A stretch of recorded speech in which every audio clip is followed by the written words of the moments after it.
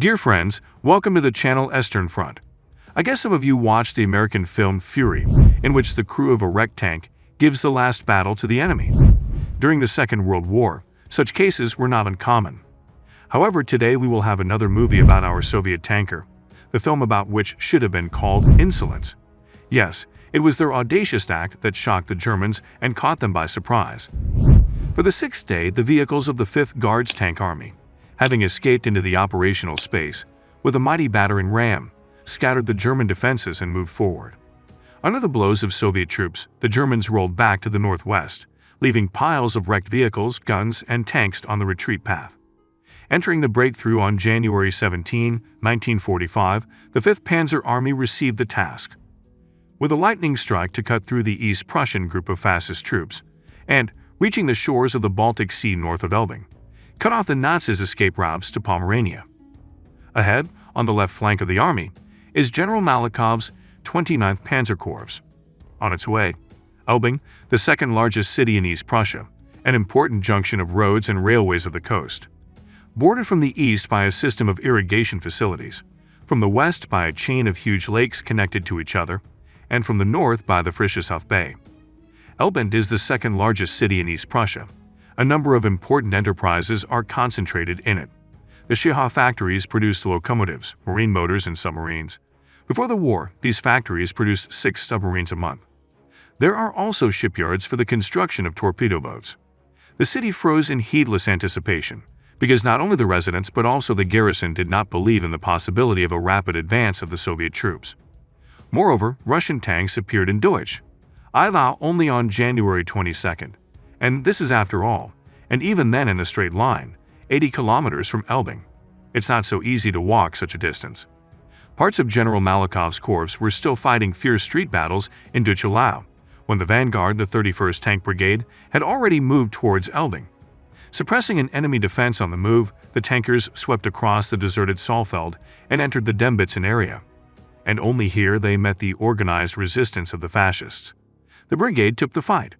The battle is dragging on, and our commanders and privates understand.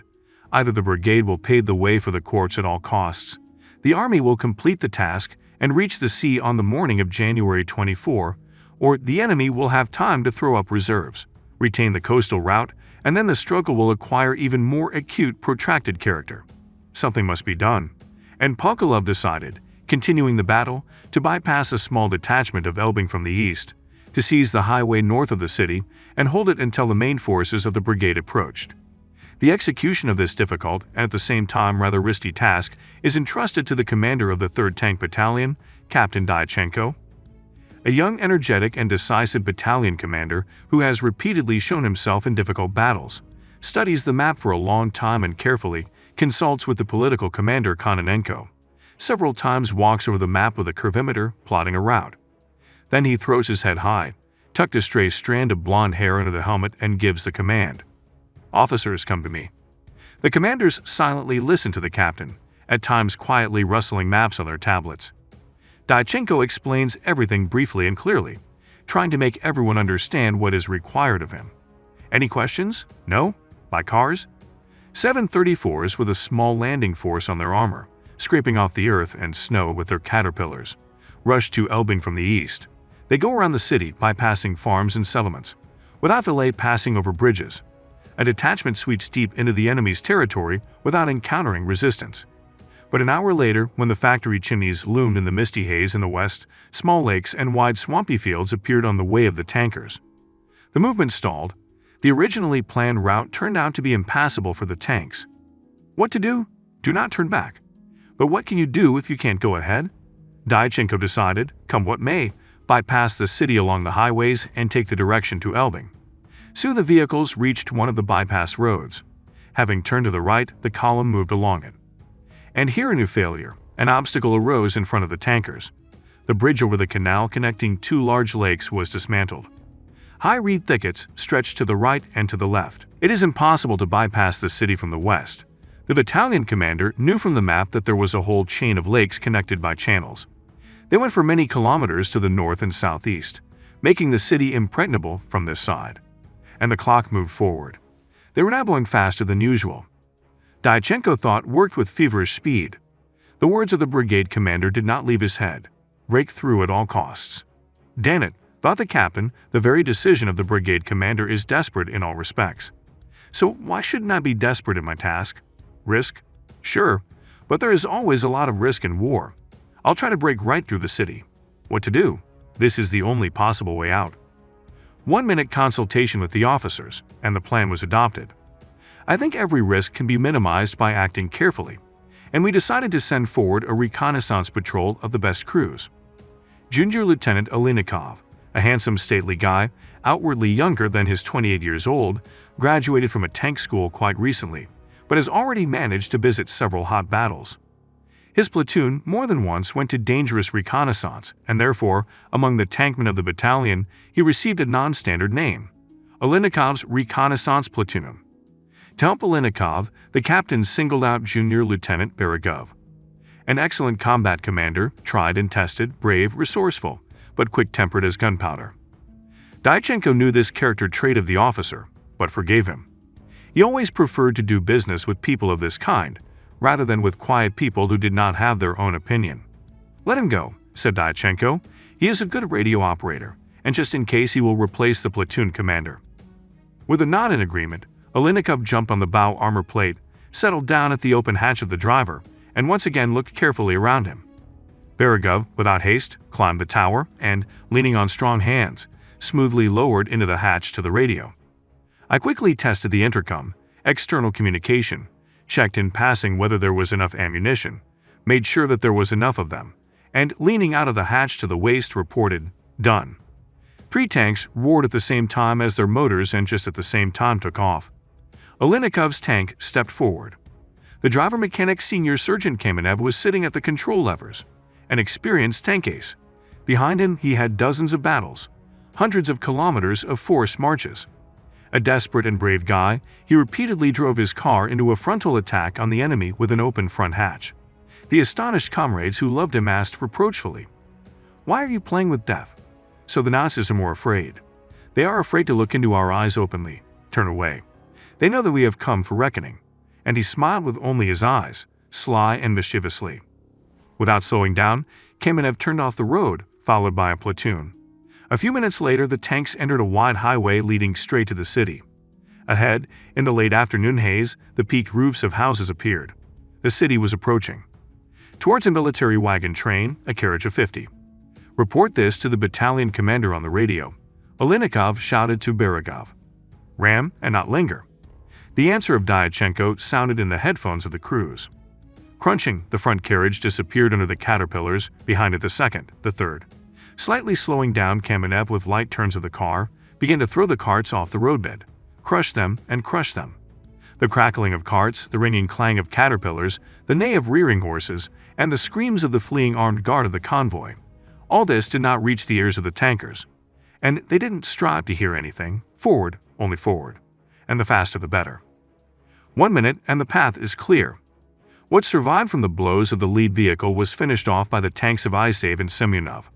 And again at top speed, the platoon walked towards the city. Tidy suburban cottages with small gardens were already running along the highway when silvery cigars of airplanes flashed through the roadside landings on the left. They stood about 200 meters from the road. Noticing them, Olinikov gave the command to stop. The turret traverse motor screamed, and the cannon landed on the port side. The 2 vehicles behind them did the same. Along the gray runway cleared of snow, lined up like a parade, stood up to 20 Messerschmitts. "Let's walk with caterpillars or shrapnel, Pasha," Olinikov asked the mechanic driver in an undertone. "With caterpillars, it's dangerous. Maybe they have a bomb load. It's better. Shrapnel on planes," Olinikov commanded, not listening to the driver. One after another, spewing flames, the tank guns banged. 3 ruptures with opened buds stood between the planes. Dense smoke and crimson flames shot up high into the sky, throwing away the burning wreckage of aircraft far around. 3 more shells exploded at the airfield. German soldiers began to run out of the nearest houses and scurry about. They rushed about a small field, not knowing where to hide, and the frequent lines of machine gun bursts drove them into some kind of undersized reddish buildings. There was nothing else to do there, and the tanks, leaving behind the flaming and exploding planes, again moved towards Elbing. "What the hell are you making a fuss about? Airplanes are none of your business. Forward to the city." Dyachenko swore in his headphones when he was told what had happened. Do not get involved in other matters. It's clear? Your goal is the city, and the point. Olenikov's platoon approached the outskirts of Elbing when it was tightly wrapped in gray twilight. On the road at the gate stood a traffic controller of Volkssturmist. He shouted something, threatened with weapons, and did not let the column pass. Two paratroopers, jumping off the armor of the lead vehicle, tried to grab the guard and put him on the tank. Olenikov decided that he will be the guide the city knows, and we can do without an interpreter in conversation.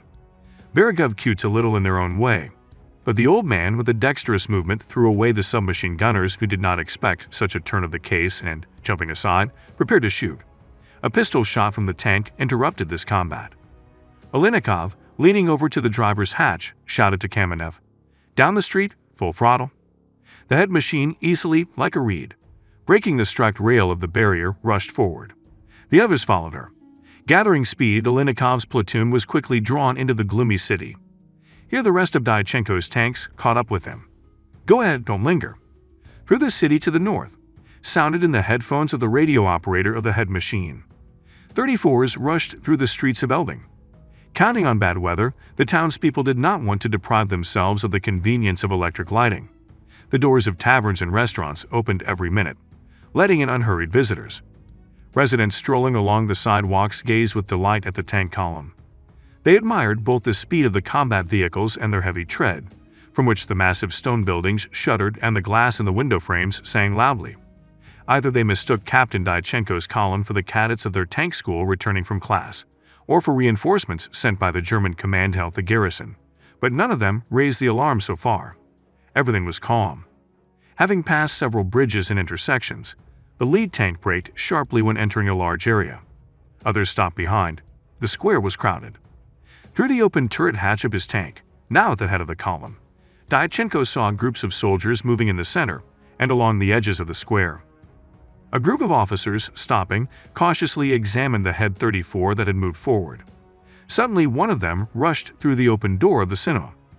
Another ran to the opposite side of the street overlooking the square, where anti-aircraft cannon with a highly upturned barrel loomed. The third, turning his face to the center of the square, folded the palms of his hands with a mouthpiece and shouted something loudly, abruptly. The tankers did not hear his words, but judging by the way the heap of soldiers closest to the tank scattered in all directions, it became clear that this was an alarm signal. A pistol shot rang out and drowned in the growing noise. Dyachenko understood. The convoy was identified, and alarm began. So far, alarm has stirred only people in the square, but in a minute the officer who ran into the front door of the cinema will report on the phone to the garrison duty officer, and then the whole city will bristle. I can't hesitate. I need to stun the enemy with surprise, and taking advantage of the turmoil, slip into the northern outskirts of the city, the captain decided. A command had sounded in the headphones of the vehicle commanders. Let's go. Having slammed the hatch cover and leaning against the mirrors of the periscope, Dyachenko is the first to carry out his own order. The commander's tank takes off and crashes into the crowd of soldiers at full speed. The rest of the machines follow suit.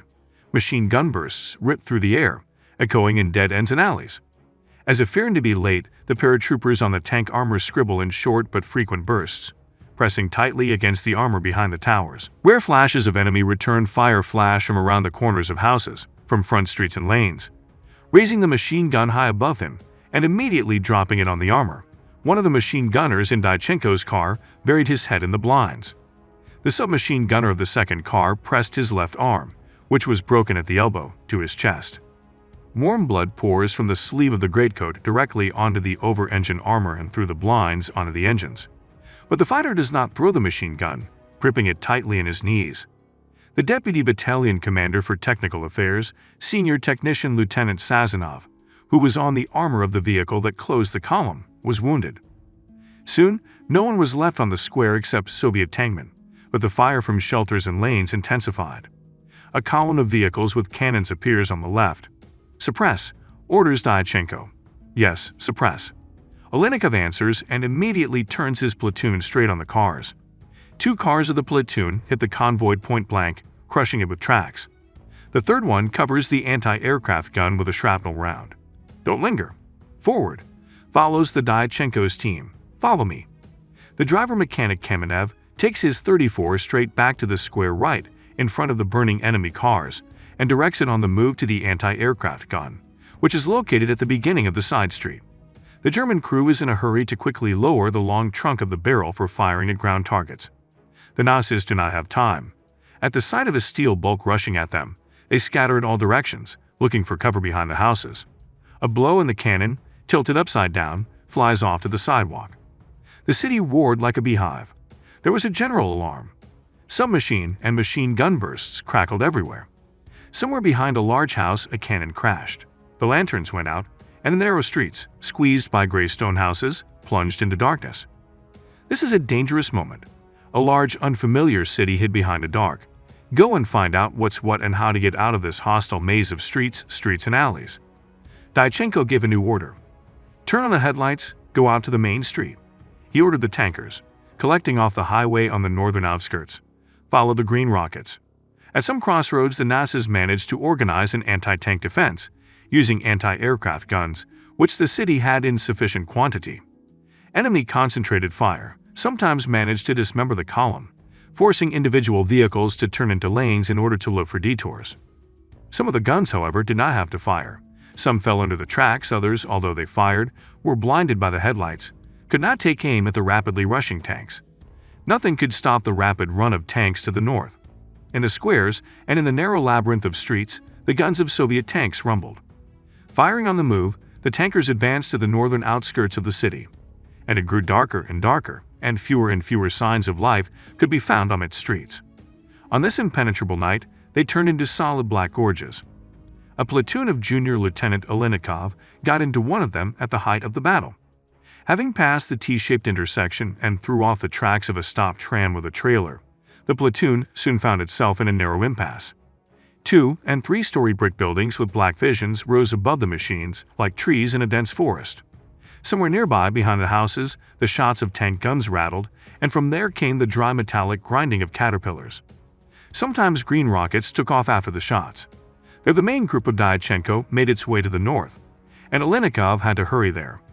But the path of the platoon was blocked by massive dark buildings with a high hexagonal turret, from which, blazing with flashes, a machine gun fired. Olenikov tried to find a passage, but realized that in the dark it would not be possible. It would only waste time. He made the decision to turn back immediately. At that moment, an angry, slightly hoarse voice of Dyachenko sounded in the headphones. Foget, I am Crush. Where did you disappear to? I can't hear you. Get off the basics." The commander's voice suddenly broke off. There was a crackling, a squeak, then it died down altogether. "All around," Olenikov ordered. The lead tank turned around so that the pavement began to smoke under the tracks. Other cars turned after him. Olenikov's car rushed back to the intersection, where the overturned tram burned down. And as soon as the tank drew level with the corner house, a cannon fired at it point blank from there. The tank spun, and buried in a stone building, stopped. The motor stalled. "The next shot will blow right through us," Olenikov flashed, but the second shot did not come. The cannon, along with the crew, fell under the belly of another machine that arrived in time, and the third, turning on the spot, threw fragments of metal and shreds of uniform from under its tracks. After that, both cars also stopped. The lead tank was not seriously damaged, but Senior Sergeant Kamenev, the driver-mechanic, was wounded in the head. He was replaced by Olenikov. "Command the platoon," he ordered Berigov, sitting more comfortably in the driver's seat, "and I will lead." The engine roared angrily again. Drowning the gas pedal with the movement of his right foot all the way, Olenikov sharply pushed the control levers forward. The car took off and, spreading a bright white sheet of light with its headlights in front of it, rushed along the alley. Behind her, the other two tanks moved. They didn't turn on the headlights. A lumpy black smoke spread in waves along the wide street that the platoon had entered. Ahead, tongues of crimson flame licked the air. A 34 was on fire. Coming up to her, Olenikov noticed the turret number of the battalion commander's tank in the reflection of the fire. But there were no people around the car. This means that the battalion commander and political commander switched to other tanks. Olenikov decided and increased his speed. Only by 11 at night, Dyachenko's detachment, having crushed several guns, made its way to the highway on the northern outskirts of the city and entered the designated area. Here the tankers immediately took up a perimeter defense. The fuel tanks ran out, the ammunition was running out, the accumulators ran out. There was the sea behind us. Ahead and on the flanks, the enemy. We had nowhere to go, and there was no need for us. We decided to fight to the last breath. Let's repay the fascists for the death of our mothers and fathers, for the abused wives, brides, sisters, for the blood and tears of our children. We were in the lair of a demoralized, but still strong and undefeated enemy.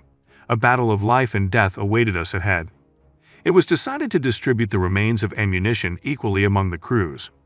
We'll run out of cartridges. We will fight with grenades. There will be no grenades. Let's use knives.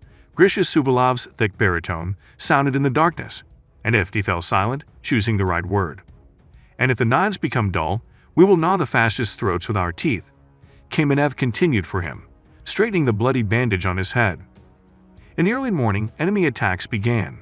Infantry groups, breaking through to Pomerania, tried to throw us off the highway, but were unsuccessful. 2 attempts by the enemy to break through to Pomerania by railroad trains also failed. The locomotives, shredded by shells from tank guns, helplessly froze on the rails and stopped all movement. They did not have time to get rid of the trains when Dyachenko noticed a double-decker cargo ship moving like an iceberg. It walked along the bay 2 kilometers from the coast, heading west. Through binoculars, it was visible how deep in the water, below the cargo waterline, the ship was sitting, and on the lower and upper decks of people crowded. From under Königsberg or from Pilau makes his way. Let's greet them with a couple of shots? Isn't it too far away? At the limit, but still you can get it. The first shell, raising a water column, fell about 200 meters from the ship. The second, released a minute later, exploded between the deck superstructures. The ship turned sharply and began to retreat to the northeast. A fire broke out on its deck. "Let them fire," said Dyachenko with satisfaction. They'd floated too comfortably. Soon a barge appeared quite close to the coast. Throwing rings of black smoke from a small chimney, she too was heading west. "No way, he's aiming directly at Elbing. Come on, Commander, we will donate 1 more shell." But a cannon shot rang out. The shell exploded, hitting the side of the vessel above the waterline. The barge turned awkwardly, puffing, heading north. "That's enough? We will not be able to sink it anyway, and each shell can still cost us our lives." For more than half a day, a handful of brave Soviet soldiers held the occupied area until the main forces of the brigade came to the rescue, making a deep detour of Elbing for this. And so the brigade, operating along the coast, together with the scouts of the Army Motorcycle Regiment, broke into Tolkomite, a large city on the Baltic Sea. On the same day, the main forces of the corps reached the coast, followed by the armies, starting battles to expand the breakthrough. The East Prussian grouping was cut off from the main enemy forces. The order of the front was carried out. What do you think about such a daring act of Soviet tankmen? By the way, if you like such stories about tankers, you could find other interesting videos on my channel. Here is a video about the Battle of Cologne, resistance of German Panther against American Pershing, and storied from his Saturn front at winter 1943 about tank crew who fought during 13 days in T-34 against Germans. Dear friends, that's all for today. I wish you peace and health. See you.